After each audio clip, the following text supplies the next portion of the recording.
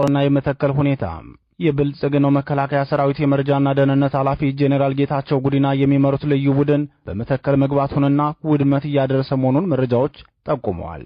መነሻውን ከምስራቅ ወለጋ ዞን አቤንቶ ወረዳ ያደረገው ይህ ቡድን ወደ መተከል በመሻገር ከቡለንና ከወንበራ ወረዳዎች ህዝብ እያፈናቀለ መሆኑን ምንጮቻችን ገልጸዋል።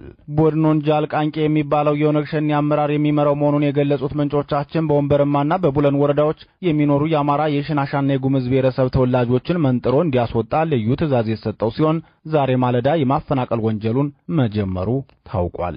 ይህ አፈናቃይና ዘር አውዳሚ ቡድን ወደ መተከል እንዲሻገር የተደረገው በኦነግ ሸኔ ስም ሲሆን ቀጥታ ትዕዛዝ የሚቀበለው ግን ከብልጽግናው ባለሙሉ ጄኔራልና የመከላከያ መረጃ መምሪያ ኃላፊው የወለጋ ተወላጁ ጄኔራል ጌታቸው ጉዲና መሆኑን ምንጮቻችን ተናግረዋል። ወደዚህ ቀጠና ከ5 ወራት በፊት ከ150 የማይበልጡ አባላትን ብቻ ይዞ የገባው የጃልቃንቄ ቡድን በአሁኑ ሰዓት ከ500 የሚልቅ ሰራዊት እንዳቀፈ ምንጮች ይናገራሉ።